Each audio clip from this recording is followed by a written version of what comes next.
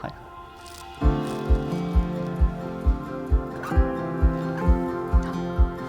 Hi. My name's Georgina Randall.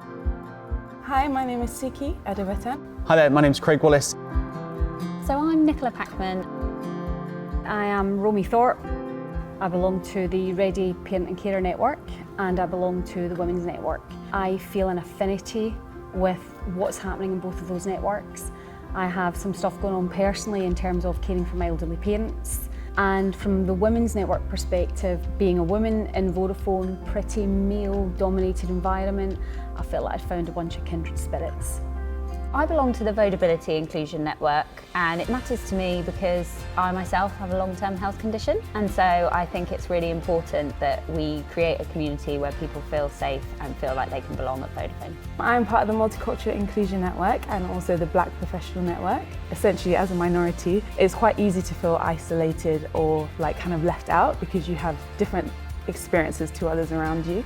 And so the networks were quite a nice space to not feel alone, to have a support network and just to also allow people the opportunity to learn about those experiences and to share them with the organisation. So I belong to the UK LGBT and Friends Network. I was actually bullied for a third of my life for who I was and for being gay. And it's really important to me that the world that I live in, the world that I work in, you can turn up and confidently and happily be yourself.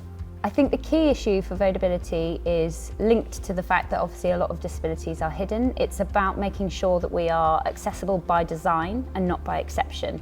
The most important issue to us as a network at the moment is upskilling and educating our line managers. Understanding their team members means they can understand some of the challenges they're facing behind closed doors, and the manager can really work to support them in feeling valued, engaged and supported throughout.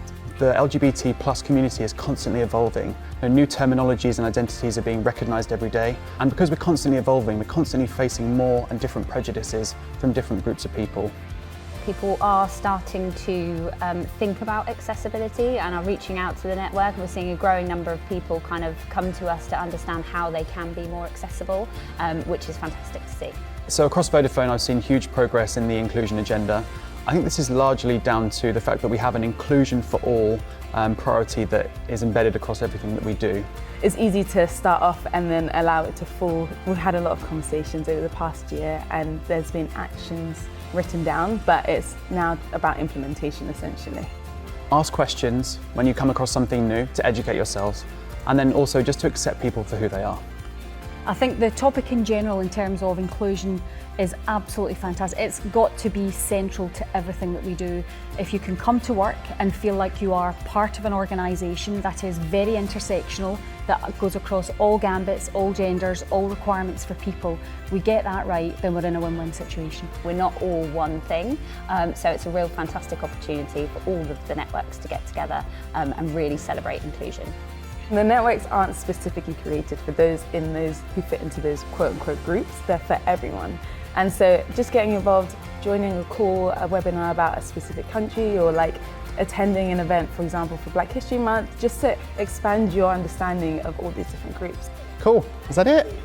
Great.